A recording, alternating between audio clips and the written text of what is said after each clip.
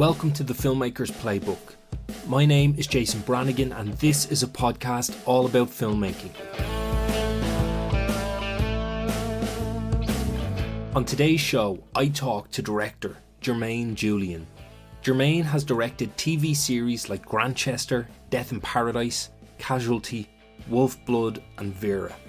On today's show, Jermain shares how he transitioned from being a second AD to directing some of the UK's most well-known TV series. The incredibly inventive way he built an audience for his short films, the importance of shooting for the show and not your showreel, respecting your schedule, keeping a positive mental attitude as a director, and much, much more. I hope you enjoyed today's episode. Thank you for listening.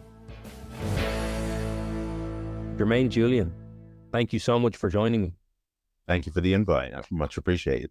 I'm really looking forward to digging into things with you. So why don't we just do that? My first question for you is, what brought you to the industry, or where did your interest in film and television as a career come from?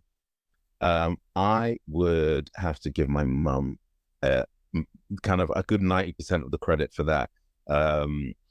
As a kid, I loved watching TV and film, like absolutely loved it. But I always had that kind of, I wanted to know more. Like I just wanted to I'd get lost in stories. And I think when I was like really small, I thought I wanted to be an actor. And very quickly understood that I didn't want to be an actor because I don't particularly like all eyes on me. But I would be lost in the TV. I had full on square eyes and my mum would be calling me to do some kind of chore or whatever the case may be. And you never let a West Indian mum call you twice, really. So, you know, she'd be calling me a couple of times. I wouldn't be answering. Then I'd get a clip around the ear. And if I heard this line once, I heard it a billion times. Never let anything take that much of your attention if it doesn't make you money. And so that rung true for me within my love of just kind of watching TV and film, but just, hearing her say that, I kind of was like, okay, well, what can this make me money? Can this be something more than, you know? And then I also, you know, I'm from Shepherd's Bush, so I lived a stone's throw from BBC Television Centre, which, you know, is a palace of TV making, or was, God rest its soul. And just going past it, it just filled me with intrigue. So I just wanted to know what was going on. What like, how could I get in there? And, you know, I went to school. My secondary school was about 600 meters from Television Centre. And, you know, I went to my careers teacher and said, I want to work in TV. And my careers teacher looked at me and went, have you thought about carpentry? And they had no inroads. They had absolutely no inroads whatsoever. So I just started it was an interesting one. I just started kind of doing my own research, really. I just kind of started looking into like what happens in making TV programs and how I could get in there. And, you know, and I obviously did the research, I guess everybody else does, and realized that I had to kind of do work experience and such. And I think at the time I was studying media at college. I need to have that little part-time job. And I had a part-time job at the Body Shop, which once again, I think is closing down again. Sadly, it's the way of the world.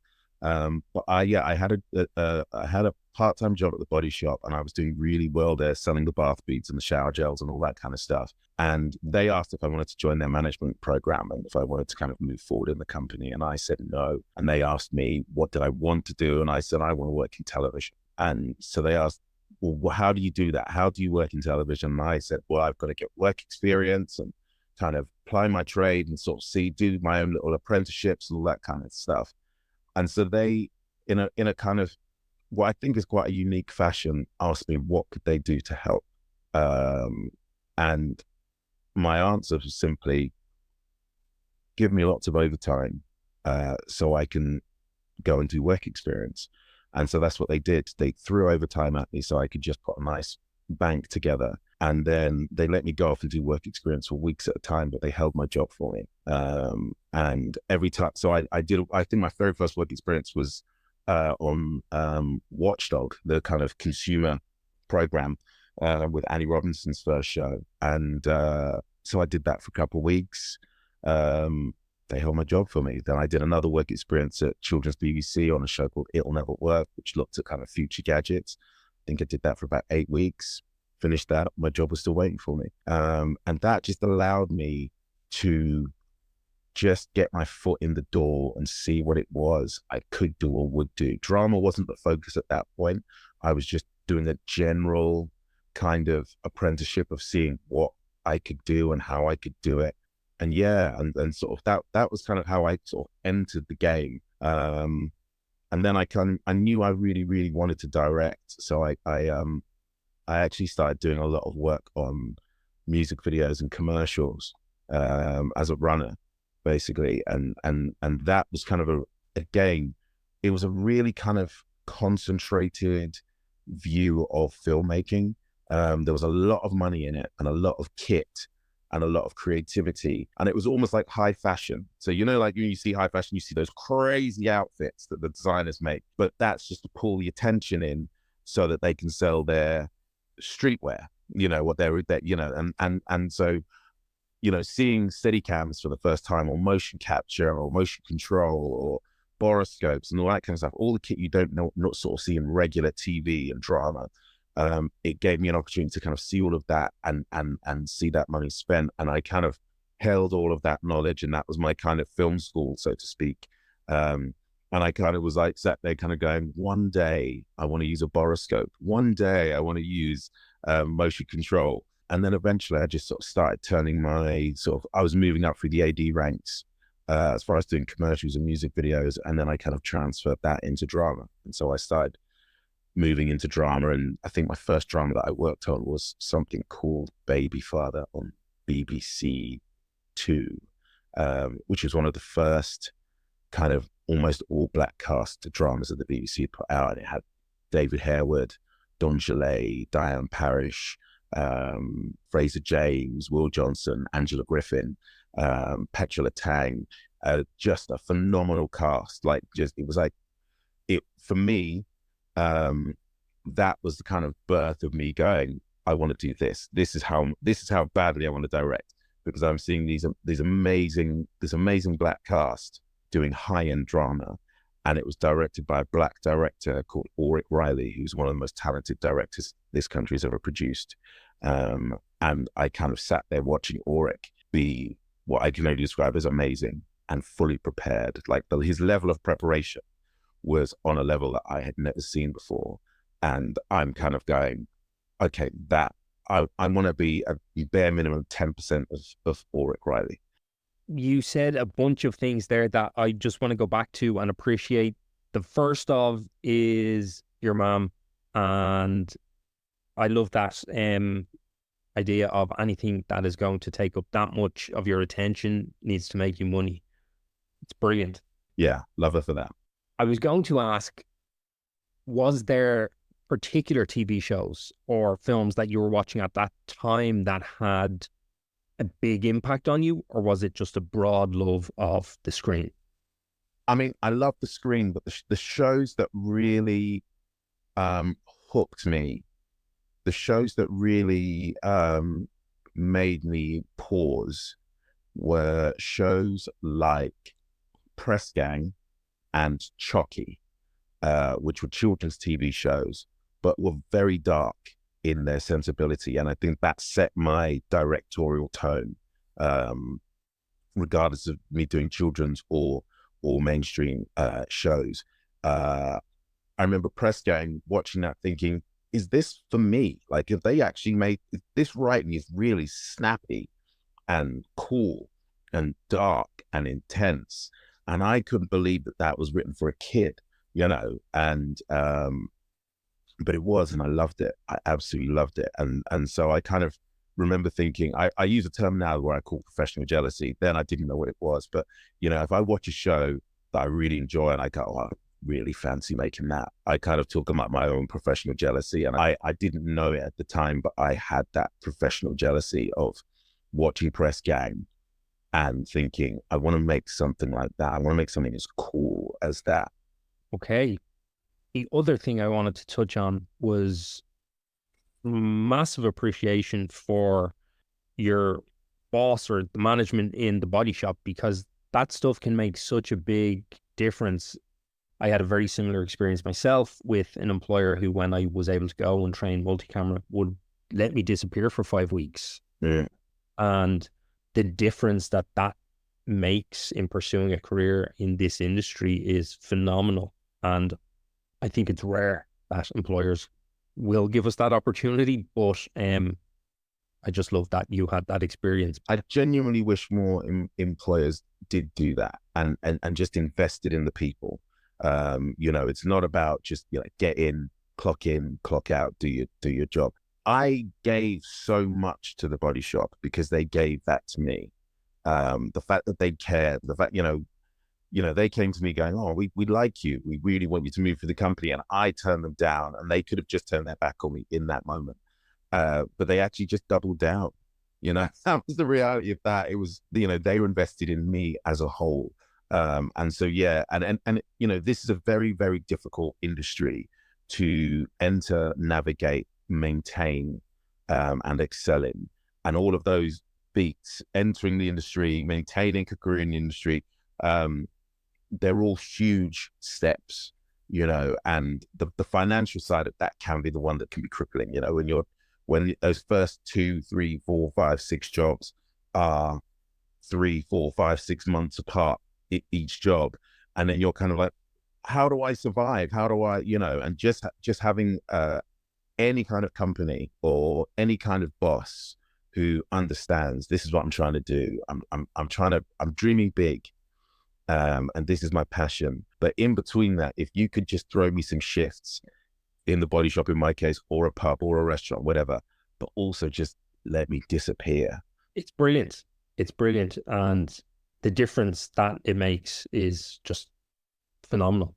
I will be forever grateful to the body shop. And it saddens my heart that it appears to be shutting down. I hope there's some sort of program to save it out there. But yeah, I will forever and ever be grateful for the opportunities they gave me. At what point then did you start AD? Okay, so initially, as I say, I started kind of the running track from doing music videos and commercials, and then that was one of those difficult ones where again, that's a really difficult area to kind of enter. And I think I was about 22 at that point. And me and my good friend Io, he's one of my oldest friends in the game, we just used to go into Soho on a mission with 100 physical CVs printed out. And our simple rule was we weren't allowed to go home with any CVs. And we would just go around with the knowledge. We had a hard copy of the knowledge, and we just go around door to door, knocking on people's doors and put your CV in and saying, if there's anyone we can we meet them? And just introduced ourselves. And then that's how we kind of entered in that sense. But again, that was a little bit, commercial music videos were a little bit fly by night. And then my first proper step for me was Baby Father, where I kind of stepped up as a second AD, and I spent a good chunk of my career as a second AD, which I really loved. I think I have an affinity with actors. I really love actors. I really love connecting with them. I really love the mechanics of rocking up at 6 o'clock in the morning and getting them through the process, seeing them arrive in whatever state they arrive in, and then watching the character walk onto set at 8 o'clock, and I did that for quite a few years, a good sort of 12 years, I think, on a variety of shows, and even at one point becoming BBC staff and just sort of sitting in there and which for me, I thought I would become BBC staff because it would just give me a bit more stability. And it did for a point, it did for a time. But it kind of held back what I could jump to. There was kind of a limited spectrum of what I was allowed to work on. So, but even that kind of benefited me in the end, because I was predominantly working on shows like Holby City and Casualty, which then became sort of my home. As I made home as a second AD, and then as I grew up, I got to return as a director and showed them I was all grown up and was achieving my dreams. So, according to IMDb, and correct me if this information is wrong because it frequently can be, Your last AD credit was 2011, Lark Rise to Candleford. Yeah. Your first directing credit seems to be 2013 with Wolfblood. Yeah. Yeah. What were, if you don't mind me asking, the intervening years between ADing to directing? Okay. I think there was possibly a casualty in between Lark Rise and directing. So what basically what was happening was I was a second AD, and whilst I was a second, like say when I was at Casualty, I was at Casualty and I was always putting forward storylines. And that was being accepted. There was an amazing series producer there called Oliver Kent, and he knew that I had aspirations, and he would always kind of go, yeah, have some, there's a story conference coming up. What ideas have you got? And I'll put them forward. And I got to kind of do stuff like that, which that was kind of me putting my intent out there, letting people know that's what I wanted to do. But what I kept on being told was, you can't jump from being a second to being a director. And I kept being told, you should be a first. You should be a first AD before you direct. And the simple truth was, I knew I'd be a rubbish first AD. Like, I knew I'd be rubbish at it. And I knew I would be sharking. If you're an AD, the key part of that is the A. And then it's the D. You must assist the director. And I knew as a first AD, I'd be looking for weakness. If there was any weakness in the director, I'd be writing roughshod over them, trying to show that I could direct this. This is how you do it, that kind of thing. So I was just kind of really adamant that I wanted to direct. And so even whilst I was seconding, I was making little short films. The previous series producer to Oliver Kent, Foz Allen, he pulled me to one side at Casualty and just said to me, I actually reckon you can walk the walk. So I think you should walk the walk and go and shoot something. And I think we had a little bit of a sparky conversation, because I was like, oh, I haven't got some rich mummy and daddy writing me checks to go and make short films, So I know what you mean. Like, I could just go and make a short film. I was a little bit snarky about it. And then he educated me. And he's like, I don't think you quite understand who you are. It's like, because as far as like the cast of Casualty are concerned, if they want something, if they want a table at a hotel, if they want their parents to be put in a hotel suite, they come to you and you make it happen. It goes, so you have to turn that power onto yourself and make stuff happen for yourself. And he just sort of said, you're liked here, so go away and write something, go and speak to the crew, and they will follow. And I was taken aback by that, but I went away over a weekend and wrote a short film called The Last Son, which was basically about the last son of Krypton. And I wrote this short. I took it around some of the Casualty crew. Foz Allen said he would arrange for me to borrow some kit. So I borrowed some kit, called in some favors to some actors, and we went and shot this short film in a day. Nothing really happened with that. And I wasn't really doing the short film thing. I was more sending that to producers that I'd worked with in a kind of like, me, I've worked with you. This is what I've done. Rightly or wrongly, that was my choice at the time.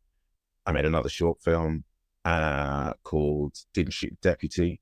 And that was based around my numerous police stop and searches, wrongful arrests, all of that kind of stuff, which is commonplace for a black man in London. And that was a catharsis, having been arrested for armed robbery one Saturday, and then released quite quickly. So I wrote Didn't Shoot the Deputy. And that was just a depiction of all of my police stop and searches. And once I made that was like a much bigger step. It was a much bigger short. I was kind of pushing that out there to people. And after that, I think I did take that to a film festival, but it wasn't really, the film festivals were just not for me. Plus they're very expensive, as I'm sure you know. Film festivals are not cheap. So if you're self-funding a film and you're like basically feeding your crew and all of that kind of stuff, then paying out that application fee for numerous films, film festivals, it's not an easy path to go down. So what ended up happening, long story short, as I was BBC staff, I took redundancy. And I took that redundancy and I just went and shadowed on any show that would have me. Went to Hollyoaks, went to House of Anubis, went all over the country. and just use my redundancy money to go and just kind of meet folks, sit in, introduce myself, reintroduce myself. I went back to Holby City and sort of shadowed there and so on and so forth. And that's basically what I was doing. And then my short film, Didn't Shoot the Deputy, kind of passed its sell-by date, if you know what I mean. I'd gone like a year and a half after it had been sort of made. I didn't have enough money to make another short. So this is the weird part of my career. This is the really strange part. So for about 3 or 4 months, maybe a little bit more, I went shopping. I'd go and buy coffees in the Costa Coffee and BBC Television Centre. I would just generally do my shopping anywhere I could. I even went to Cannes during the Cannes Film Festival, not necessarily for the festival. I just went and shopped, but I shopped with low denominational notes, and also £5 notes, €5, €10, all of that kind of stuff. And then all of my notes had my YouTube address written on them. And so I just got those into circulation. So when I did that, when I started doing the shopping, I had about 1,000 views of my 2 short films on YouTube. After my shopping trip, I had about 65,000 views, which went up to 95,000 views. And when I got to 95,000 views, then I could reach out to producers and say, I might have an audience. Then my views went up. Then I think I bought some US dollars. I bought US dollars from a bureau de change, sold them back at a loss, but all the US dollars have my YouTube address written across them. And my views went up to 120,000. So when at 120,000, I was able to reach out to producers and say, I definitely have an audience. These are my shorts. They've got 120,000 views combined. And from that, I got Wolfblood. Amazing. Where did that idea come from? Pret a manger. No, so I had got some cash out, went and got a sandwich in Pret. And as I got the cash out, and there was just a note written on one of the notes going, bugger, lost count. And it made me laugh. Because I was in my head, I saw a bank teller going, counting what was funny, and then going, bugger, I lost count. So I went and bought a sandwich, and I handed that particular note I didn't, not intentionally, but I handed the note over, and the person behind the counter read bugger, lost count, and they chuckled. And I was like, oh, they chuckled like I did. And then I wondered, well, how many people will get the same laugh in the day with that note? So then I thought, well, that's information being passed on. So let me try putting my URL on to banknotes. But I did it meticulously. Like I did the research, and so I knew that I couldn't deface the Queen's face. So I wrote it in the borders of the note. So I knew I was sort of safe on that level on a legal standpoint. And I made a few mistakes at the beginning because I was putting on all money, not realizing that a £20 note doesn't pass hands very often in a day, because it's very rare someone gives a £50 note and then you give them a £20 note. And a £10 note passes a little bit more, but not as much. £5 notes, on the other hand, fly through. And then the same when I bought the low denominational euros and US dollars. So I just knew that they pass through the hands multiple times, and therefore there will be multiple potential views as people look down, and we're all a little bit curious. So you see, in the same way as we giggled at the bugger lost count, we might go, oh, I wonder what YouTube Jermain Films is. Let's have a look. And yeah, the rest is history. But it wouldn't be as effective today because we're 99% kind of tapping cards and cashless. So I don't think it would, even buskers have the little tap things now. So it was very of its time. Yeah. Brilliant. I've never heard of anything like it before, but I love it. Yeah, incredible. You don't actually think about how frequently, at least in the past, notes and cash changed hands. Also, just a moment of appreciation, I think, for Casualty in that conversation you had with Boz Allen. Not exactly the same, but not entirely dissimilar than the support, in a sense, from the body shop as well, to have someone say, you can go and do this, so do it. Yeah, I've been blessed. I've been blessed on that level. And this was Casualty in Bristol, but Casualty is now shot in Cardiff. And Casualty in Bristol it had a really weird construct because it was in a warehouse. It was a strange kind of Charlie and the Chocolate Factory kind of energy, because you'd walk into this warehouse and then there would be like this central area where everyone all of the SAs would sit and all of us would eat, where we'd all have our lunch. And then there would be these porter cabins stacked up on top of each other, which were all the offices for all the staff and such. But it was we were all just in each other's space in a most friendly manner, and it was very family orientated. So when Foz did, pause and acknowledge me and say to some other people, he's like, I'm going to speak, because he actually did say, someone said, Foz wants to work with you today. And I was like, oh, like, why? And it goes, well, don't know, but he said he needs to speak to you today. So he was kind of speaking that into kind of a power, and yeah, just having that opportunity and him kind of just educate me and letting me know that I was seen and that there was a belief, definitely was, one of the sparks that allowed me to kind of move forward in my career. And then in that weird full circle, he was the first producer to hire me on Wolfblood. So everything happens for a reason. That's amazing.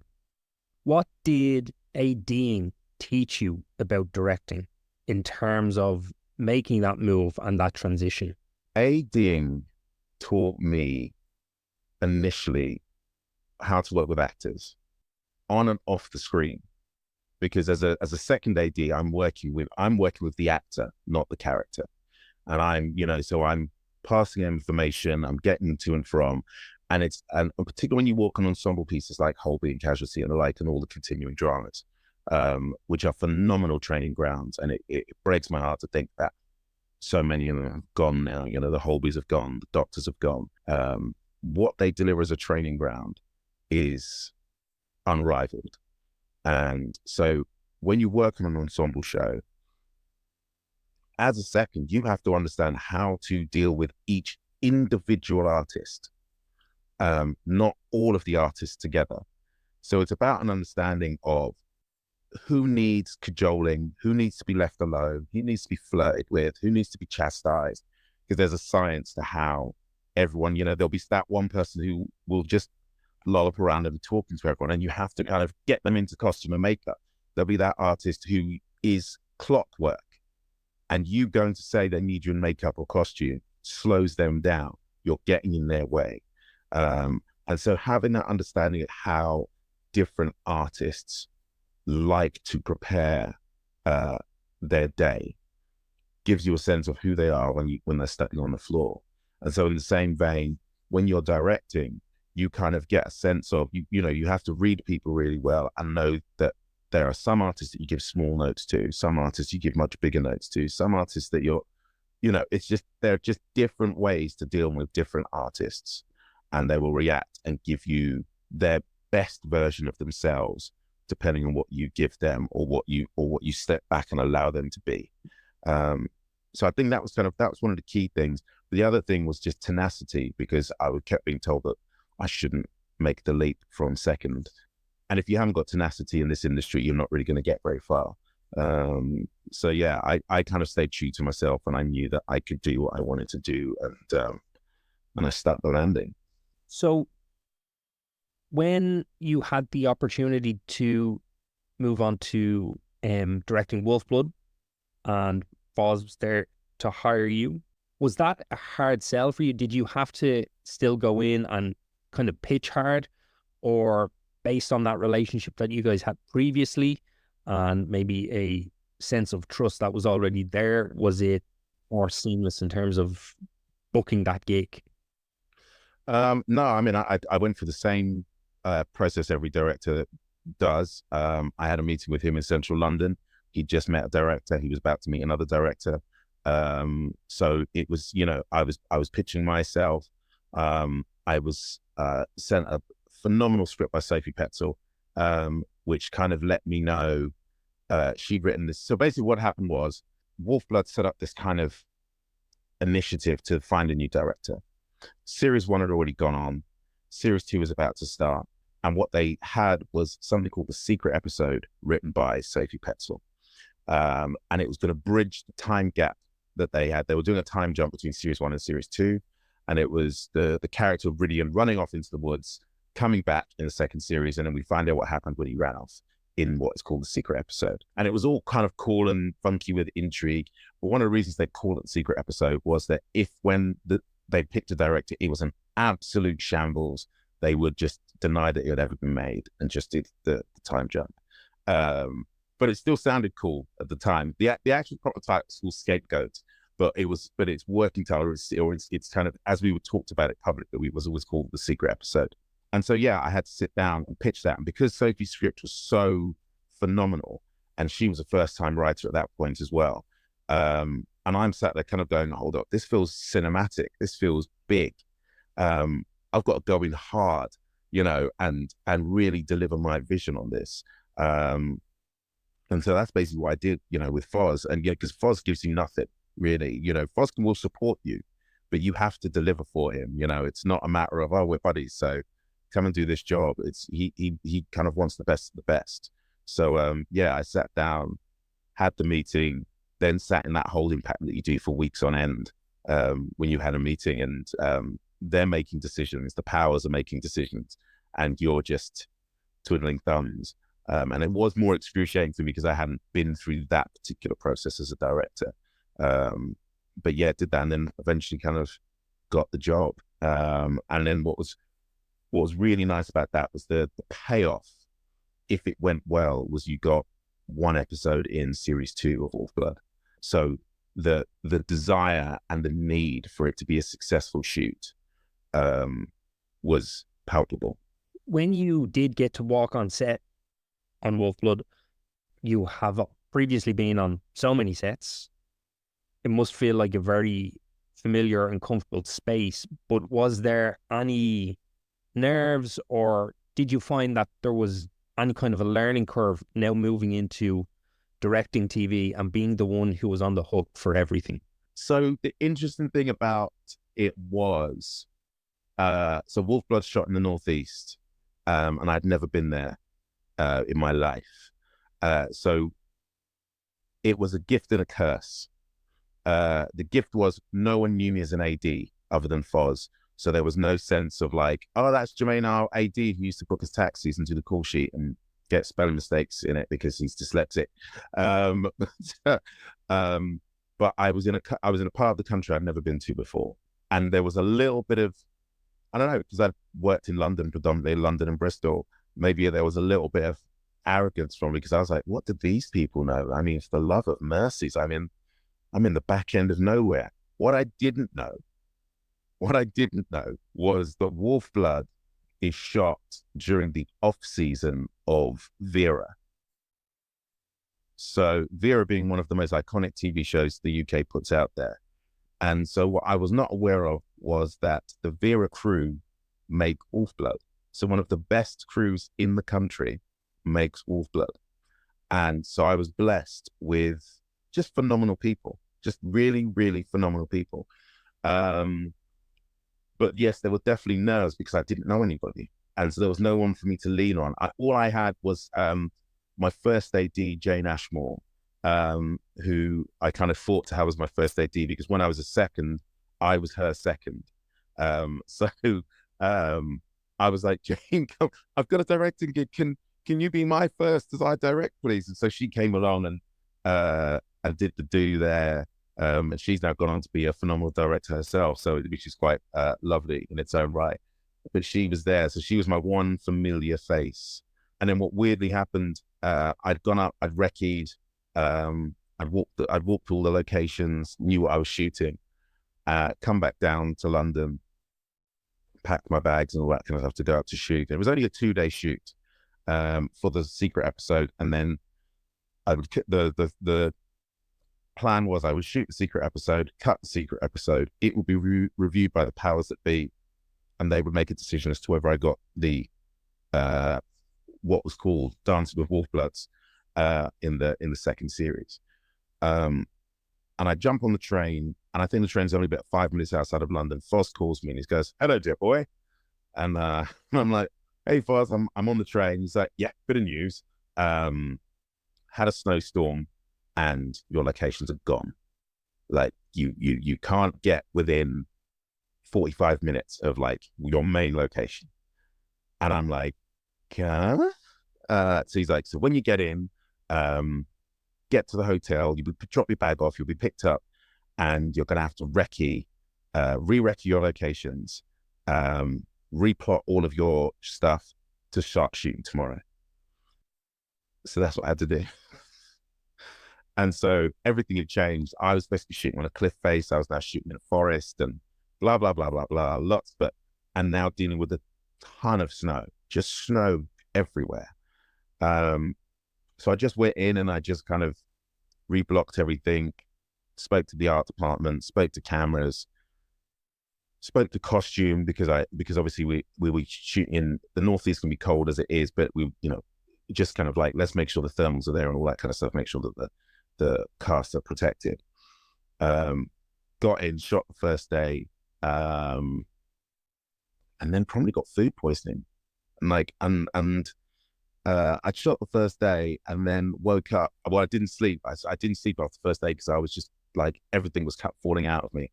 And I phoned up Foz, and I went, yeah, Foz, like, I've just been up all night, really, really ill, blah, blah, blah, blah, blah. And he's like, all right, dear boy, well, we've got the other directors here so they can finish the shoot for you. And I was like, oh no, I didn't say I died. I'm just letting you know. I'm just letting you know that's what happened last night. So when I come in and I'm actually gray, that's why. But I'll be shooting my shoots, So finished the shoot, and I think I was on my last setup, and he walked up to me and sort of went, dear boy, he goes, you've done a good job. You've stayed calm. You've got the episode in season 2.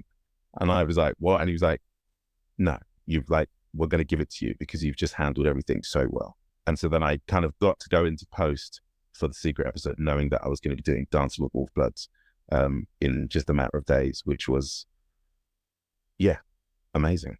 That's brilliant. I love that story. And in a way, I love that happened to you and you had to go and re-recce and do all this stuff again on this tiny time frame, because there's so much value in it, and it happens all the time anyway. So we have to all the time. It happens absolutely. That part of being a director is problem solving. It's not throwing your toys out the pram. It's not making other people kind of feel bad or sorting your issues out. It's just kind of collaborating and saying, right, so here's the situation we're in. This is what we're going to try and deliver. We're going to try and deliver this story. But yeah, at this point, we've got snow where we didn't have snow. And what was really interesting within shooting the secret episode was blanketed snow everywhere. And I'm shooting this court scene with just snow.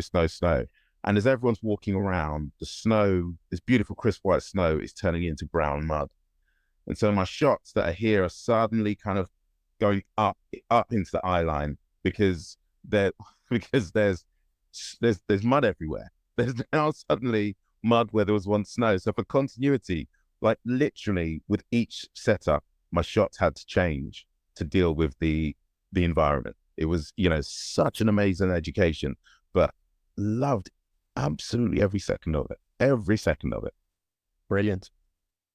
Post Wolfblood then, starting your directing career in kind of teen drama, did you find any difficulty making the move into drama or high-end television? Were producers reluctant, or were they at any point kind of going, well, you kind of work in young people's and teens and children's? Because I think there's a tendency in the industry for, well, you've done this, so that's what you do. There is that situation. Like if you do work in children's, YA, whatever kind of drama, there can be some issues with making the leap into mainstream. With mine, going back to what I said about the shows that I watched as a kid, because I watched shows like Press Gang and Chucky and Children's Ward, tonally what I was shooting was darker than the average. So it was very grown up in its look. But I was also very cinematic in my approach as well. Because what I was aware of is that I share an audience with the Marvel Universe. The audience is watching Wolfblood could very well have been watching any Marvel film at the weekend, be it in the cinema, streaming, whatever the case may be. So I knew there had to be a sophistication to some of the shooting. I knew I wanted a much darker tone. I jokingly called my Wolfblood episodes the bedwetting episodes. But so when producers saw those episodes, they could see the maturity of what I was trying to deliver. So yeah, there was initial sort of glut of, nothing outside kind of coming my way. But because of my past, I always knew I was going to go knocking on the doors of continuing drama. So, and I had some great advice from Oliver Kent with regards to how to approach those meetings, and just what people are looking for when you're going in for a job. You can't go in with the mentality of I'm looking for a job. You need to go in with the mentality of I know these characters really well and I can deliver them to the best abilities. And so I went into Holby and had a lovely meeting with a producer called Jane Warbank. And we sat down and we were chopping it up, and she was asking me lots of questions to see if I knew the show, if I knew the characters. And I did know the show and I knew the characters. I'd done my homework. So I understood what storylines were, what arcs were, where people were in their current arc, where they could go. And we sat down and chopped it up for a good hour and change. And then funny enough, then she was like, thanks for coming in. It's been lovely meeting you. And I was like, thank you very much. And I got to the door and I sort of put my hand on the door handle and turned it. And as I opened the door, she was like, would you be able to sit down on this date for prep? And that rarely happens. The job is offered to you in the room. You normally have to go away and you get the call. But she did that. And I did the most horrendous acting I've ever done in my life. Like truly embarrassing acting, which I'm sure she knows. But I pull my phone out. I'm like, oh, 17th. Oh, hang on one second. Let me just have a look in my 17th. Could I sit down on the 17th? Yeah. Okay. I've got some stuff to move around, but yeah, I can make that work. What I'm not doing is running and hugging her like I really want to. So that was the only good part of the performance. I didn't just hug the bones out of her. So yeah, I got the job there and then in the room. And but once again, she kind of, the process for that was basically Jane said, you'll come in and shoot a block of 2 episodes. We'll look at the cut and then we'll see if we'll bring you back after that.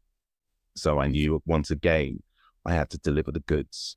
As far as that was concerned, I had to go in hard on that and deliver a really beautiful episode, because the mission is, if you get a job, I think as a director, if you get a job, that's great. The mission is to be asked back. Within any kind of like ongoing series, continuing drama, whatever it is, if you've got the job, your mission is to be asked back. Because having a long CV of jobs is great, but if no one's ever asked you back, that's always a little bit of a red flag, I think, for other producers.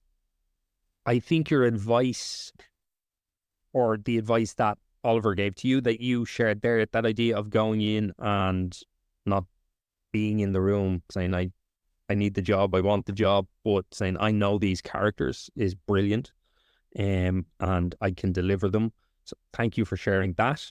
I also love the idea of that audience connection between, well, the people who are watching Wolfblood, this is what they're watching on the weekend, so this is what their sensibilities are going to be, so that's what I need to be delivering for them as well. Something really interesting in that, and I haven't thought maybe in those terms myself. But it brings me to a question then about your time on the likes of Holby and in continuing drama, where those shows do have their own grammar and their own language, and part of the job is to shoot the show and not come in and try and make it something else. I was wondering what you maybe learned from your time, let's say, on Holby, and how you managed, I'm going to shoot Holby, but I'm going to make sure there is some of me in this. episode as well? Yeah.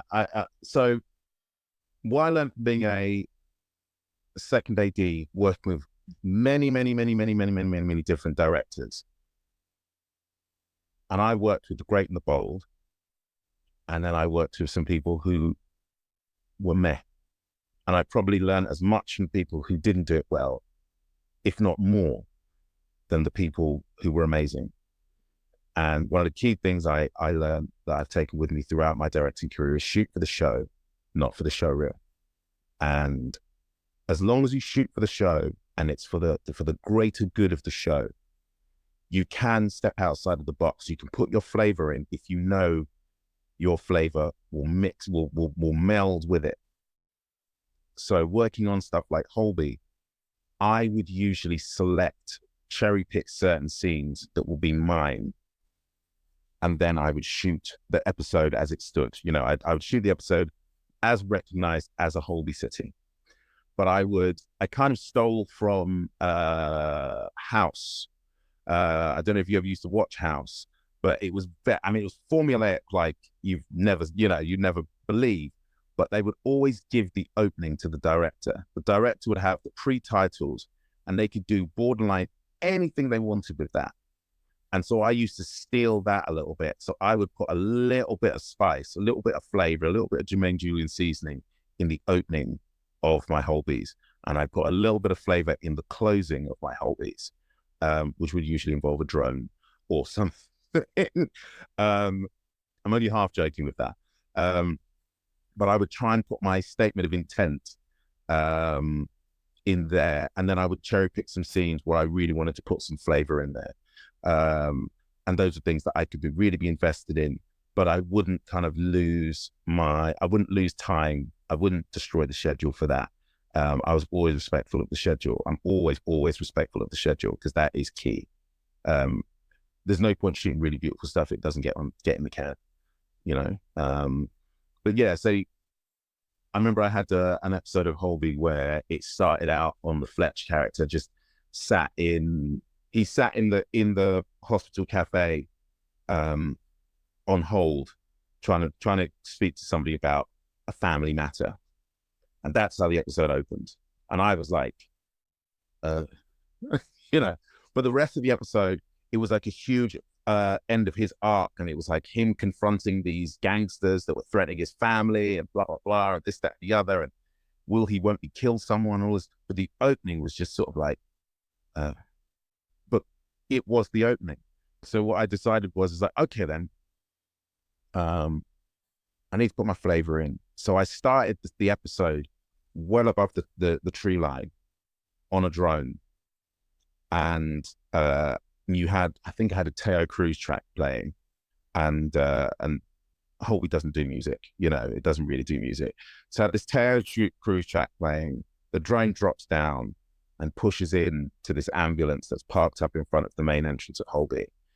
And then just as it kind of gets, the ambulance is about to eclipse, the ambulance drives away, and you're now looking into the main reception of Holby. We flew the drone into the main reception of Holby, and I did a wipe and then took over with the main camera and then pushed into him. And as we saw him, the music then dipped down to phone hold music tone. And then now he's on hold. And so for me, what I was saying was, this isn't an average episode, so stay tuned, stuff's going to happen. And that was my little letter of intent. And so I do that with Holbys. I try and do that. I'd always try and deliver something in the opening where you could just get a sense that something a little bit tasty was coming. And then, like I say, you cherry pick a few scenes in there that you really want to romance, and then you shoot the schedule. So picking the ones you want to fight for and knowing the ones where you say, this is two people sat talking and that's all it needs to be. Yeah, or sometimes two people sat talking it can be more. You know, it can be more. I always add, like my flavor is, if I see the script and I've got a lovely script, I always look for room for me to add something to that. So say I had two characters in Holby who were like exes, and so they just came and had a chat, and the chat was the nurse was coming to speak to the doctor to say, I'm seeing somebody else. And he was like going to go, oh, wow, I'm happy for you, because they're being just good friends and all that kind of stuff. And he's like, I'm so happy for you, yada, yada, yada. But within the episode, we were introducing this kind of health kit that they were trying to give patients that had like a kind of Apple Watch on, and it kind of checked your monitoring and all that kind of stuff. So what I did was I started the scene, which was not scripted, with the doctor trying this piece of kit on and seeing how it worked. And so you see his heart rate on the thing as he's looking, and then she walks in and his heart rate spikes. And what I just wanted to, and so all I was telling was, we're not together, but you're still the one, you know? And so that's a scene where you've just got two people having a conversation, but I just wanted to add some extra flavor to it. It wasn't scripted. It was just a conversation with the art department, say, this is what I want to see visually on there. And then I shot that, and you can just kind of, you know, you just need to find space to kind of, and that's what we're trying to like show off in that sense. What I wanted to show was this is who this character means to that character. And so it's a really, at the end of the day, it's about the characters. It's always, you know, I think that's the job we share. You know, whilst I'm a director and there might be a costume designer and a makeup designer and an art department, but we're trying to make the characters look amazing. That's our united job. Just to touch on your visual style and maybe dig into that a little bit, you mentioned drones. And one thing I noticed about your use of drones is they feel always motivated by story and not just a drone for a drone's sake.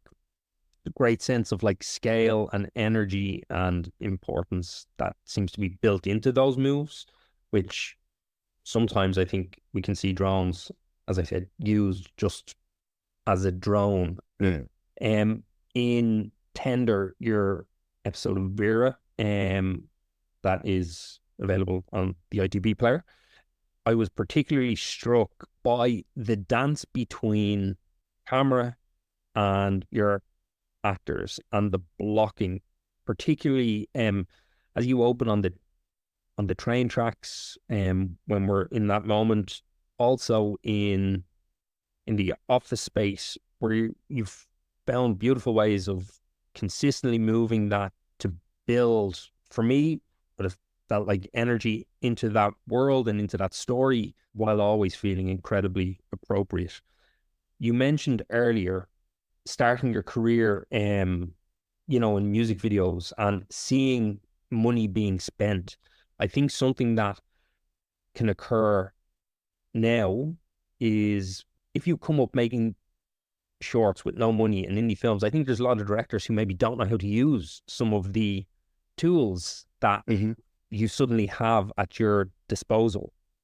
Maybe the answer is the music video side of what you were doing, plus all your ADing and seeing other directors work. But I was wondering where your visual style and sensibilities maybe came from and how you have developed what is Jermain Julien. I just like movement. Like, I really enjoy movement. I don't like a lot of energy in the lens, but I like developing shots. And I think you can achieve more being kinetic and moving the camera with the characters than kind of being very cutty, if you know what I mean. And again, obviously coming from, you know, having worked on the likes of Holby, and, you know, whilst I was a second AD kind of doing the call sheets, I would always be kind of sneaking onto the set and watching stuff. And also, so when you do shows like Holby and Casualty, as a second, I would create background stories. So I would very rarely just go 12 patients. I would go, like definitely on Casualty, I would go, right, there's a thick-leg country girl in riding joggers and riding boots. There is a guy in his pajamas and he's caring the community. And then I would see it, and then I would talk to my third AD and build a dance as a second for the background of the director. So there would be storylines put into that. And because I knew that there was a fluidity of the camera, because they dolly a lot. It looks like Steadicam on Holby and Casualty, but it's 99% of the time it's on a dolly, but it's seamless and it's smooth and it's really gorgeous. And so I always wanted to put nice visual bits into that movement, into that balletic movement. And then so as a director, I wanted to take control of that balletic movement. And so say when I use a drone, I don't use a drone for an aerial shot. Death in Paradise, say, was my first drone catch. And I had a scene basically with officer who was injured in a very remote location. So what I wanted was to see the remote location, to be right above the trees, kind of see the famous police landing coming through those trees, coming down into the area where this injured police officer was, catch the drone, and then go into the dialogue. And so that there was no cut between understanding that there was this remote space to getting into the eyes of, we need to find her. And on that occasion, stuff always goes wrong. You know, we had the camera operator and the pilot, and the pilot had another job to go to.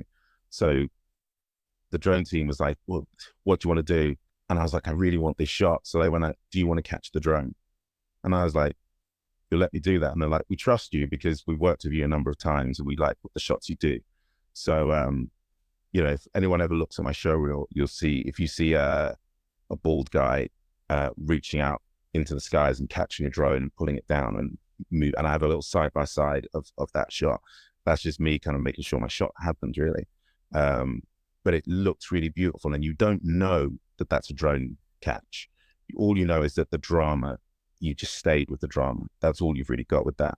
And that's what I want to do with anything I do. I think I did Grantchester and I probably moved the camera. I think the producer said I've moved the camera more than anyone had ever moved it in the history of that series. And I just like the movement. I love kinetic energy. The same with Vera. I was deeply respectful of that show and of Brenda in particular. And so I wanted to bring my flavor to that, but in the most gentle fashion. And Brenda is such an amazing artist. And she wants Vera to have energy. So that's what I wanted to have in the police station. You know, I wanted to have that kinetic, bam, they come in, information's being said, but it's not stagnant. And then that information sends the camera over here and a character over here and bouncing around the police station.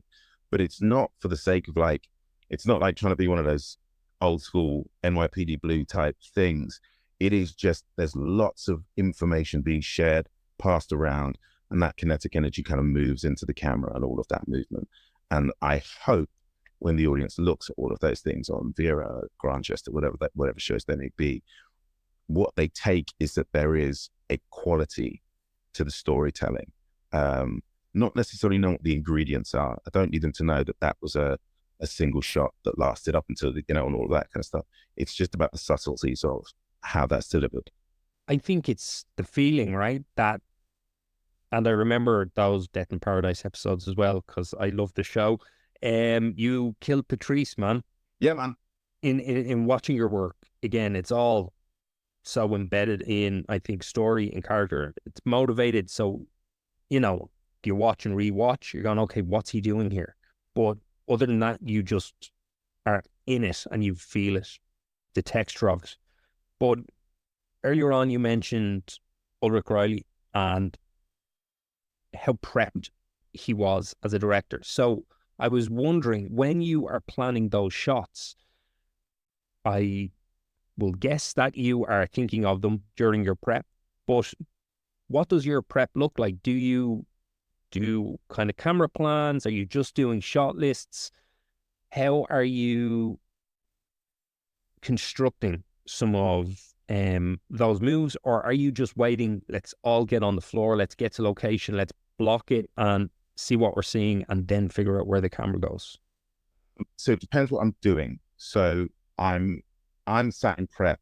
I've done the passive read, I've done the second read of the script, and then I'm sitting into deciding whether I'm going to do a camera plot or if I'm going to do shot lists.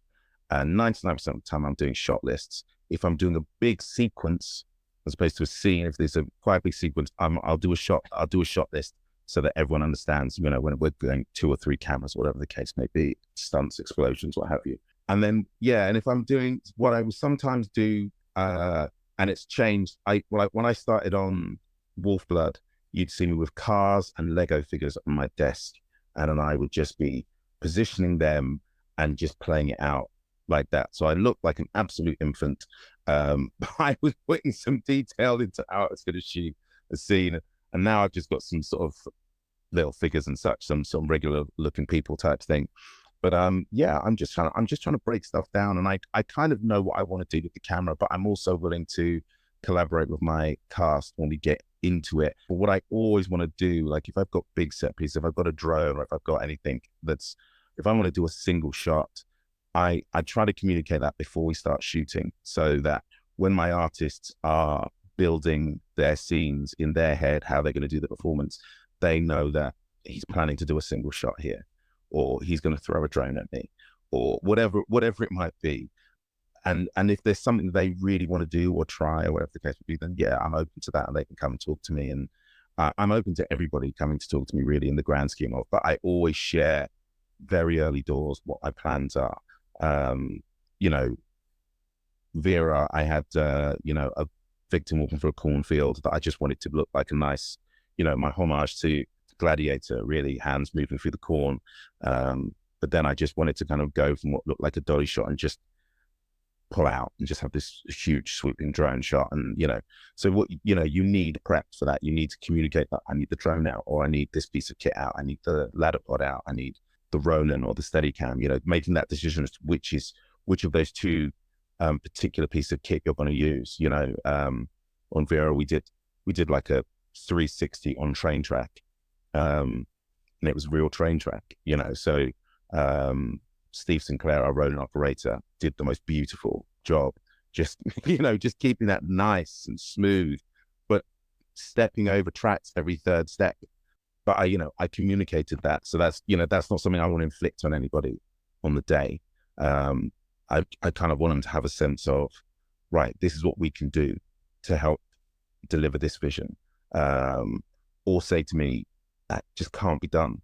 Like if it's like, that if the actual reality is that can't be done, or that's going to be difficult, and it's like, okay, well, that's going to be difficult, but it's achievable. Let's put the quality on the screen.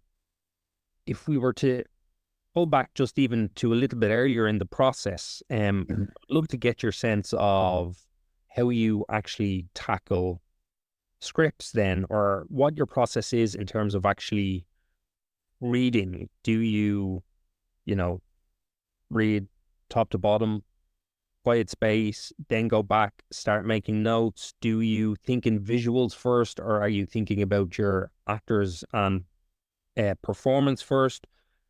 Are you feeding back into script if you get something and you're like, it's good, but it could be better, and these are the things I think aren't working? Yeah, okay. So when I'm reading scripts, what I do is I have basically, when I'm reading, it's always a slow read. I'm dyslexic, so it's a challenge to read any script for me.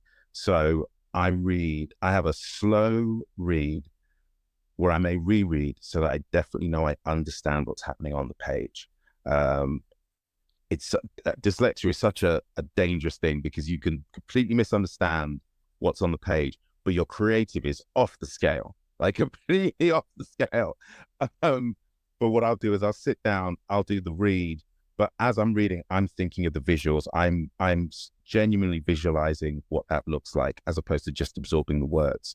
Then I'll do a second read, and I'll do my notes of things I might like to tweak, my script notes, things that I don't think work, repetition, cuts, things we can improve on, all of that kind of stuff. I'll send those notes in.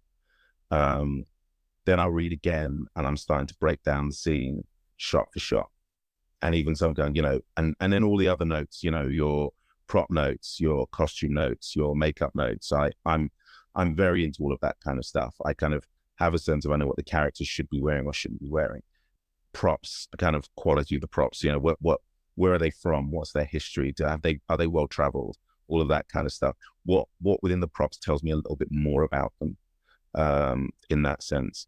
And so I'll start jotting those down, and then, obviously you have your meetings with the different departments, and then I communicate all of those things so that hopefully they'll be there on the day. And, and that's everything from, whether that person's a smoker or, whatever it may be, and then obviously as well, then if for guest roles, I start thinking about, who I fancy for, casting in the guest roles, or what I'm looking for, or, what the character is, and a lot of times, like I love to cast against type, I I love putting people in roles that were they, the person who's normally the soft, amiable individual, and then I just put them in their kind of not quite villainy, but you just see a real good emotional spark from them you maybe haven't seen before, and that's always a lot of fun.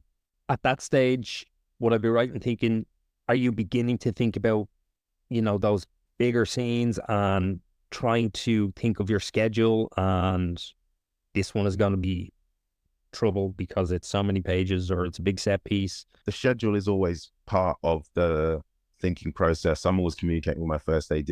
And then, like say, the beginning of Tender, Vera Tender, I knew the opening of that was, I wanted to see the Northeast, and then I was lowering the drone down to the roof of the shopping center we were shooting in, and then I knew there was a CGI pass through the glass, and then we lower the drone into the shopping center. So I knew that was time consuming to get that. I knew kind of a drone's really fast to work with, but because I'm not just doing a passive aerial shot.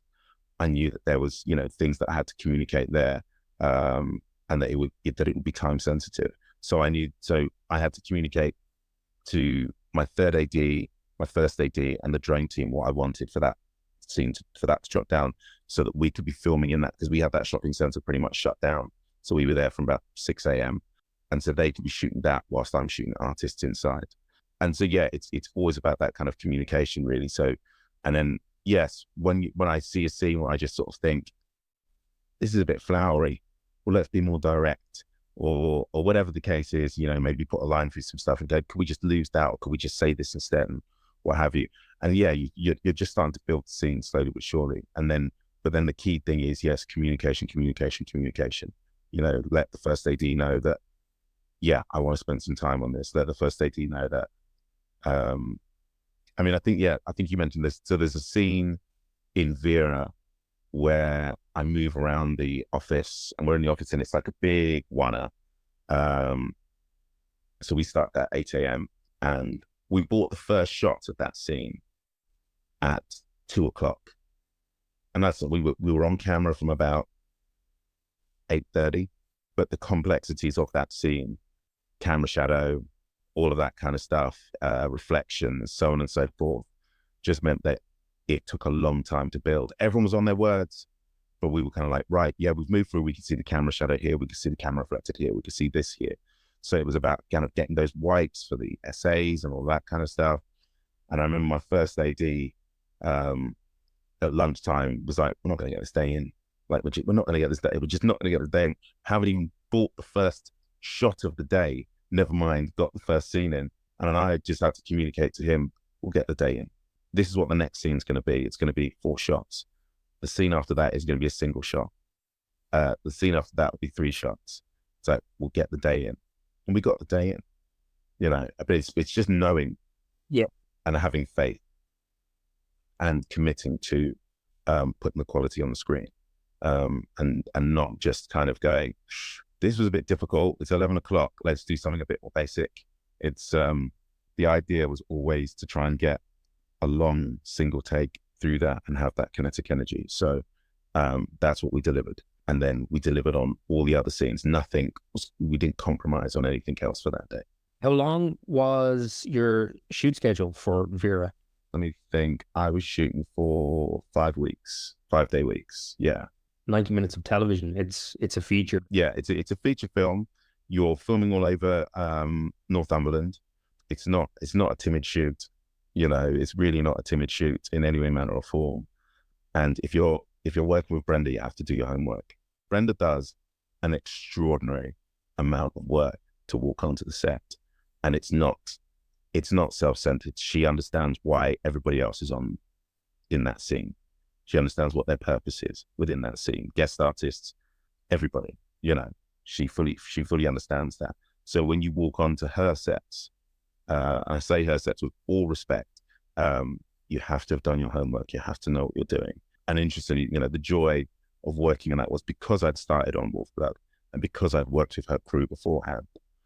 On this occasion, when I walked onto the floor, I did have familiar faces. So they knew, a lot of them knew me from Wolfblood. They knew what my energy was. They knew how I liked to work. They knew that I was a calm individual. And so it was just a lovely experience to see those friendly faces connect with Brenda and the rest of the Vera crew and cast and deliver something special. Amazing. How then do you start the process of starting prep on your scripts?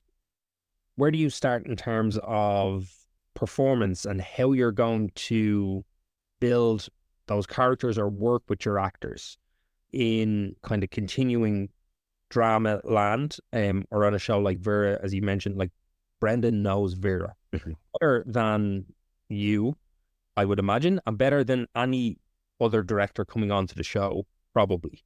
So there's a difference maybe in working with actors who have inhabited a character for such a long time and a character that's maybe brand new. I mean, interesting. So with Vera, what I wanted to do, because in most of those shows, like anything that is an ongoing series or continuing drama, the stars tend to react to what the guest artists are bringing to the screen. So Vera in particular, and actually with Grantchester and even some of the Death and Paradises, I cast the guest artists who I think have a real quality to them, particularly with Brenda. You know, I wanted her, I called in a lot of favors and I spoke to a lot of my people. So I called up Sean Dooley, I called up Julia Sawala, and I was like, do you want to come and play? And I'm like, you know, I called up Fraser James. I called up a lot of good mates because I knew that there was a quality and a complexity to these characters.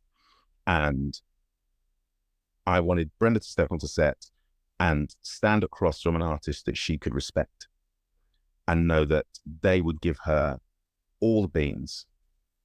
They would, you know, they weren't going to be timid in being on set with her. And even with, you know, newer artists, I got people who delivered a quality who I knew could bring that artist to life. And it's about looking at what the complexities of character is and what their nuances are. And so it's about a villain not necessarily playing it like a villain. Artists always look for something, you know, whether they're good, bad, or whatever, they want to find something they can be sympathetic with. And so, you know, psychologically, you're kind of going, what is this character's motivation? Why do they exist? Why do they do these things? And who can bring that to life? You know, who can genuinely make the audience believe? Because that's what you want at the end of the day.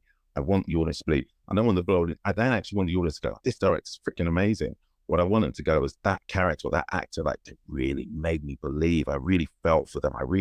That's what I want.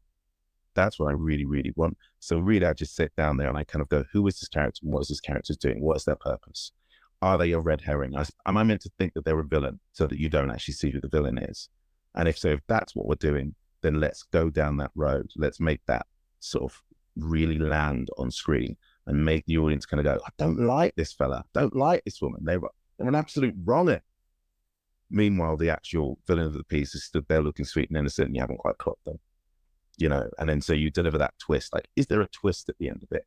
Or is there an emotional beat at the end of it? Is there, like, what are we supposed to feel at the end of the scene, at the end of part, if you've got commercial breaks, or at the end of the episode?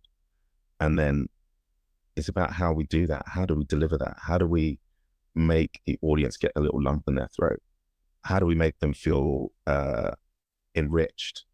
You know, how do we make them kind of go, God, that was amazing, and they're as opposed to, right, kettle on. You mentioned some of the actors you have brought in terms of supporting roles. Sean Dooley, who you've worked with before, is in Tender. Brilliant performance. Grantchester, Fraser James, you worked with in Death Paradise as well. Gabrielle Green, I think you worked with in Wolfblood. Yep. I'd love to see that idea of your ensemble, in a sense, or your company of actors. I think it's so important, while also still bringing in new talent and new actors and new faces. I was wondering, from the perspective of casting then, how do you approach that? What are you looking for, or what are you hoping to find when you are watching tapes? I'm looking to meet the character. That's really it. If I'm looking at a self tape, I'm looking to meet the character. Not necessarily the character I've got in my head, but even when, and especially when I'm in the room with an artist, I just want them to introduce me to the character. I want them to introduce me to who I'm going to be spending a good chunk of time with, and wrap millions of pounds around them. And so then it's about trust.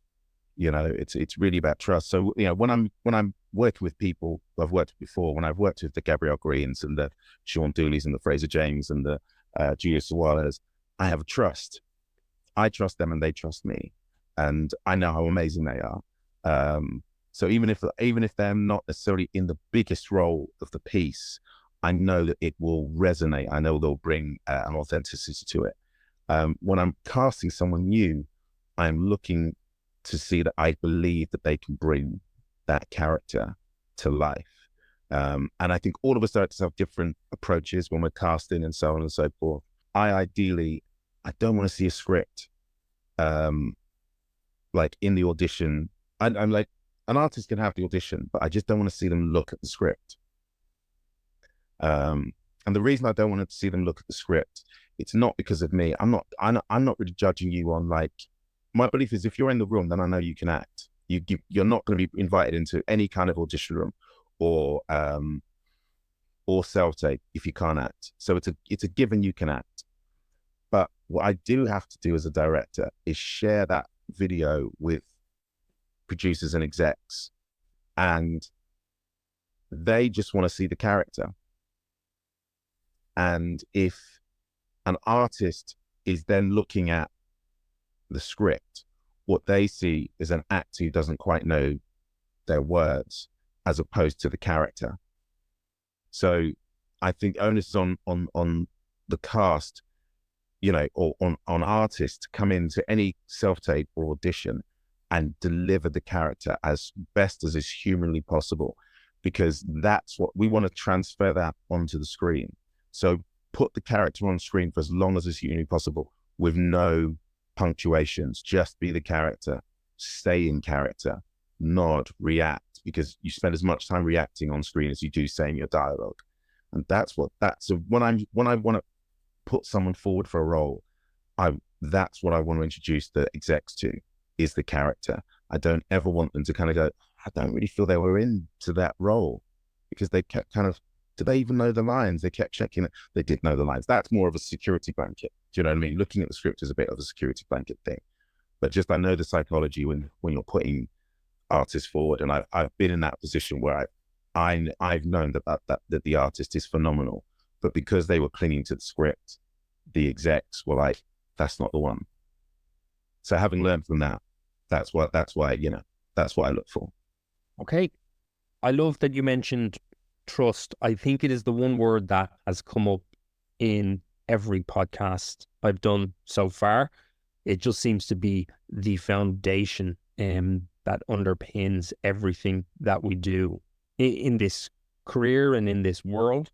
This is a broad question, and you may have touched on it earlier when you mentioned being a second and working with performers, and everyone is different and you need to know what they need. But I was going to ask you, how do you like to work with your actors on set? Or how do you like to give notes, or what's your process there?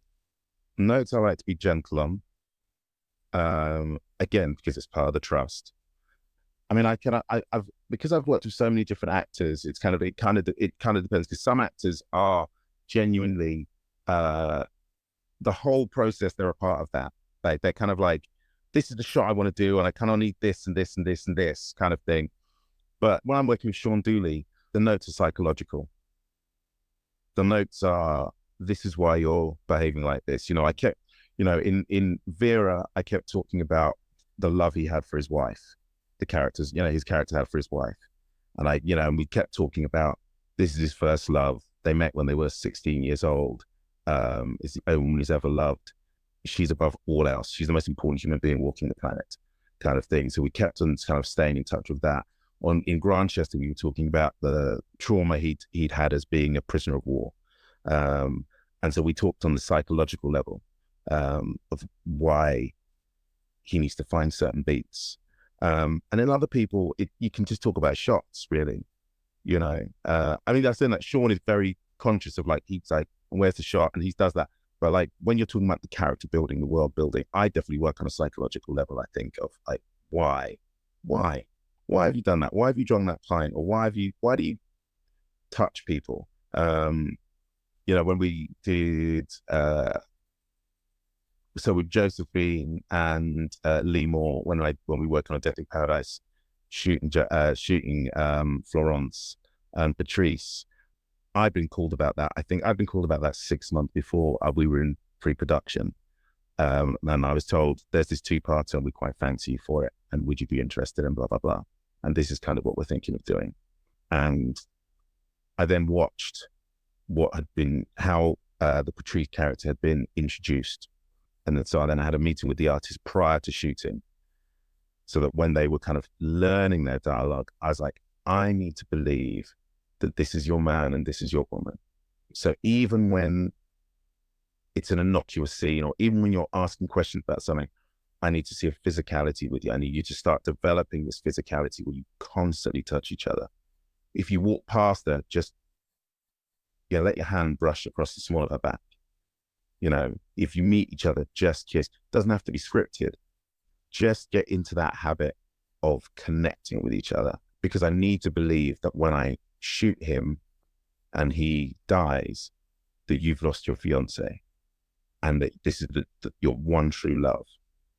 And I won't believe that if I've not seen that physicality. So so before we've even started shooting, I'm always trying to put a few notes in so that they can create something from that point. And then it's about fine tuning when we're actually on the floor. Brilliant. Thank you for sharing that. Also great insight just to, I guess, once you have the access to those actors, that's brilliant. And you can go and do that. You don't always have the access to the actors. That must be said. Like when you do, I will nick that time. Whenever I can, I will nick that time. Or if there's another director shooting the previous block, I'll try and get on the floor and have a conversation. But 9 times out of 10, you do have to just hit the ground running. But then I know what the process is. And that's my other thing is I like to phone my artists up before we start shooting. So if we don't get any of that, and especially my guest artists, I'll call them up. And this is part of my second AD thing, because, you call up your guesties before you start filming and have a conversation. So I call up my artists and I'll have a conversation. I'll just let them know, this is what we're doing. This is how we're doing it. Is there anything you need to know about that character? And that can be a 10-minute conversation. It could be an hour conversation. But at the very least, as I say, when they're building that character, when they're learning that dialogue, there is a sense of it. They know what I'm approaching the piece with whilst they're doing that. So then there shouldn't be any kind of blockage of communication when we get onto the floor. Then my notes can be a lot smaller. And I suppose that call, even if it is only 10 minutes, probably feeds into the trust building of the thing. So someone knows, oh, you're on it, and I can call you if I have a question. Exactly. What do you think the biggest challenge directors face is, or the biggest challenge that you have faced as a director? I think the biggest challenge directors face is longevity, being able to stay in the industry and feed yourself, your family, through the rise and fall of the industry, through, there's 1 million of us and 500,000 jobs, kind of thing. And staying positive, actually, in that process. It's a very lonely process being a director. Unless you're on kind of continuing drama, you very rarely meet other directors. Like if you're friends with directors, then yeah, you can catch up. But on continuing dramas, you can meet other directors, because there'll be like 2 shooting, 1 prepping, 1 in post. And so you can kind of like meet each other, say, hey, how's it going? I don't know what's going on with you, that kind of thing. Otherwise, you tend not to really communicate with other directors if they're not in your friend group. And so it can be quite a solitary process, kind of like going out, looking for work, going to these meetings, and keeping a positive mental attitude when you've had a meeting that's gone well, and then there's radio silence for 5 weeks, 6 weeks, 7 weeks, whatever it may be. And then you might hear that somebody else got the job, either in the press release, IMDb, or whatever. That can be hard, but then you can't carry that whatever that negative energy into your next meeting. You've got to kind of regroup and be positive again, let them know that you're the guy for the job and you're really great to work with. But then you're going through that same cycle again of, the radio silence. And that seems to be more standard than anything. And so kind of, I think even during the pandemic, I did some sort of Instagram lives, and I did one with Dr. Rada about mental health in the industry, and trying to stay positive with rejection, or the holding pattern between meeting and finding out you've got the job, and all of that kind of stuff. And that's, I'm always having to remind myself how great I am at my job, because just because you don't get a job doesn't mean you're not good. It just means that they connected with that other director, or it just means they had an idea of who they wanted, or whatever the case. But it's not it doesn't devalue you or your skills. Yes, it can hurt. Some jobs hurt more than others. Not getting a job will hurt it might be a job you really, really, really want. It might be that big sci-fi show that you've watched since you were a kid and you really want that and you don't get it. And that could hurt. Or it could be something else. It could be just the fact that you had in the meeting, everyone was just like, oh my gosh, you want this and that. And then you have that amazing meeting and it goes on for ages, and you think, well, I've been in here 2 hours. This has got to be mine. I've been in this meeting for 2 hours. This has to be my job. And you don't get it. And it's like, that's not a reflection on you or your skills or whatever the case. I had that with one job, and I was told, basically, I went in for a job, I went in for a meeting, and a meeting's usually going to be about 30 minutes. 30 minutes is what you're kind of given. And then everything beyond that is like grace. And it's like, that's kind of like, oh, wow, I'm here 20 minutes. I'm here an hour. I'm here that, And so I was in this meeting for about 3 hours. And we were just vibing. We were like breaking down how things could be shot, what historical references there were, all of that kind of stuff. Really long meeting, really, really sexy meeting.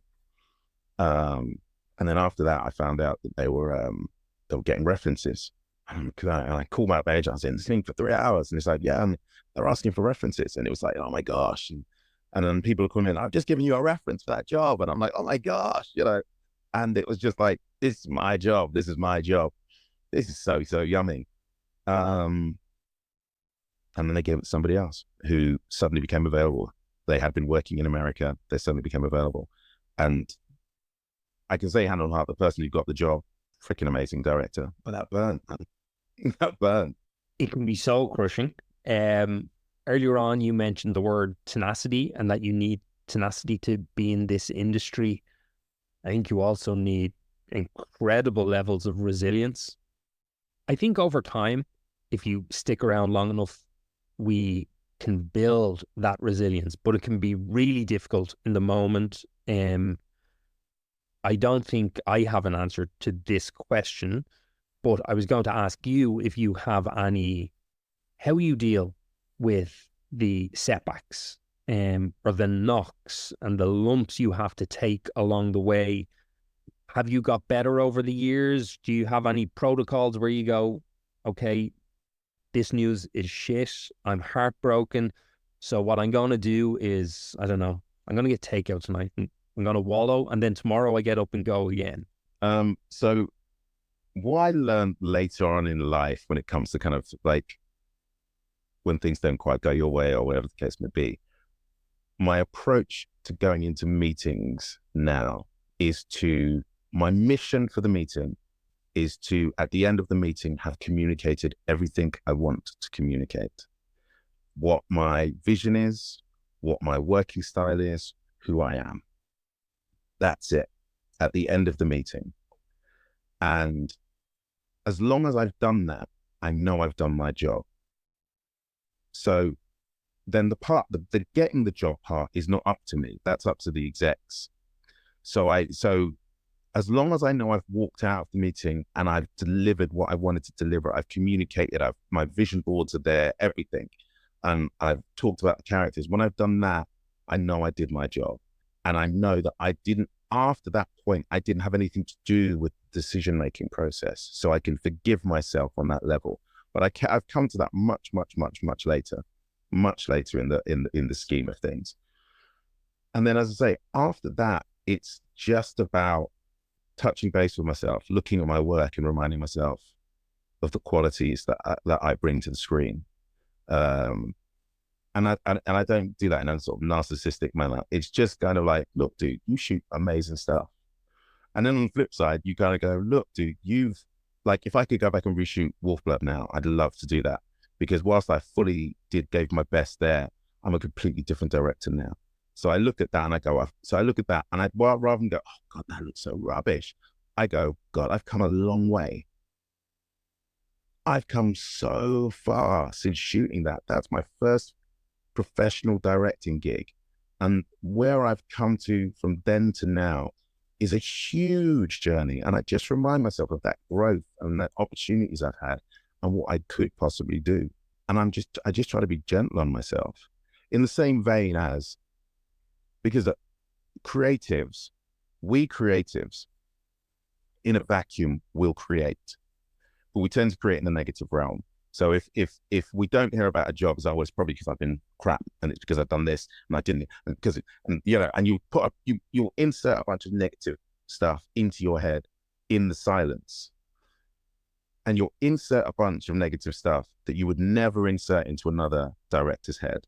If your mate calls you up and goes, I went for this job, and you will big your mate up to the nth degree. You will tell your mate, well, dude, you're like, if they don't want you, that's their loss, because you're freaking amazing and you got bare skills and you're just like the top guy, the top girl. You're like, there's no one better than you. That's what you'll do to your friend. Whereas to yourself, you tend to kind of like go, I probably cocked it up. I'm just not good enough. I'm not, you never speak to another director like that. So you just be gentle. I'm just gentle on me. And I big myself up and I speak positively to myself in the same manner as if my dear friends were calling me up and saying that they'd had a meeting and I would be their best cheerleader. That's an incredibly valuable lesson. So thank you for sharing it, because it's great advice and a great way of looking at that situation for anyone who is currently in that space going, oh, I blew it. Knowing what you know now about the industry and your career and looking at where you are, is there a piece of advice, if you could give one piece of advice to young Jermain sitting watching telly, starting out on this career path, what would that be? That's such a tough question. That's the most difficult question you've given me so far, I think. Because the interesting thing about that is every step I've taken, the knocks, the rise, the falls are part and parcel of the journey. So I've learned from everything.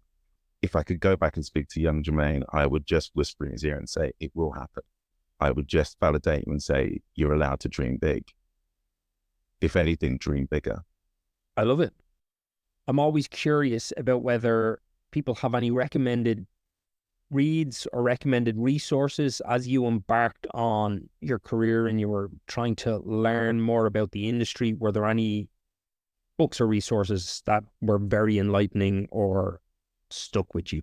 Books, no, because they're my kryptonite. I'm dyslexic.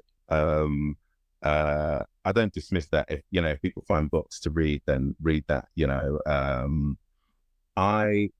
What I loved, I very much invested in DVDs and director's commentaries, and that was basically my film school. And everything from Michael Bay's Bad Boys to David Fincher's Fight Club to just, I thoroughly invested in DVDs. I still own DVDs. There's a load of DVDs just over here. And just hearing from another director, the pitfalls, the successes, the funny, the beats, all of that kind of stuff that they kind of had to fight. What are huge films?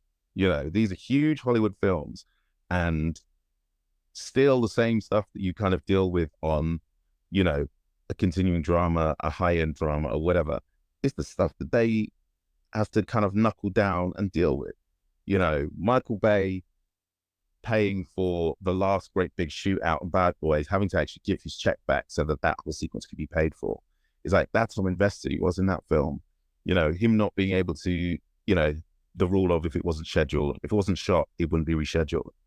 So you know, kind of go, okay, but you're making a Hollywood film and Will Smith's in it, for crying out loud. But still, that's like, when you hear that, you kind of go, oh, okay, right, I get that.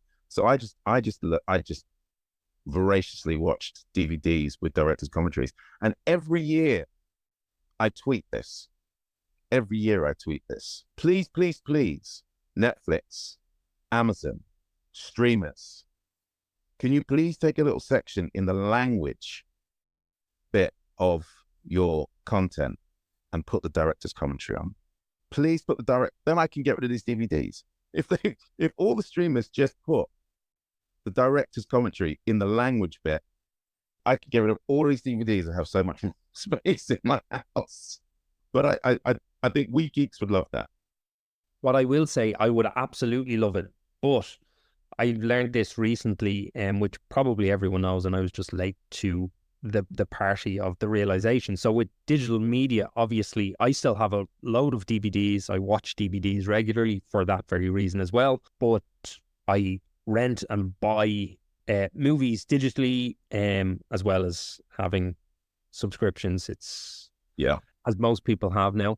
But what I realized was all those movies I have bought digitally, I don't own. So whenever a distributor pulls them from YouTube, they're gone, even though I've technically bought it. So yeah, has stopped me buying things digitally, and I'm just buying hard media again, because why not? Yeah. Like I say, I'll happily stick that DVD Blu-ray in and vibe with the director's commentary, and it makes me a very happy man. So can you tell us a little bit about what's coming up next for you? What can I tell you about what's coming up next? I've got 2 novels that I'm attached to at the moment that I'm sort of developing for screen. One is a novel called All That Is Secret, which is a whodunit set in the 1920s, Denver, Colorado, and a Black theology professor jacks her job in, goes back to the hometown to investigate the mysterious death of her father. And I'm just in the process of outlining that story and looking for funding to try, get a writer on board for that, which is really, really cool. And then the other book I'm attached to is one called Hell's Heroes, written by an amazing guy called John Gordon, who I met whilst I was shooting Vera, funnily enough. And we just had a really weird chance meeting, and he pitched his book to me and just said, what do you think of this book? And it's this most amazing book about a soldier coming back from the Falklands War, who goes out on some R&R with his mates, and him and his mates getting drunk in this club. They get beaten up by the bouncers, thrown out of the club, bundled into a van, and they are then driven to the middle of the Yorkshire Moors, where they're beaten again, and they are released and given a 1-hour head start before members of organized crime can have the opportunity to hunt and kill them on the Yorkshire Moors. And it is a phenomenal story because it is the novelist's lived experience. So I'm hoping to kind of develop that for a TV series, and it's quite special. It's a just the most bonkers thing and heart-wrenching thing I've ever read and heard about. So I'm kind of, myself and John are on the long game of just trying to get that brought to screen. Amazing. Well, I can't wait to see what you do with both of them. They both sound incredible, and obviously I had a chance to hear a little bit more before we actually got into this chat and recorded. So super exciting, and very much looking forward to seeing them realized.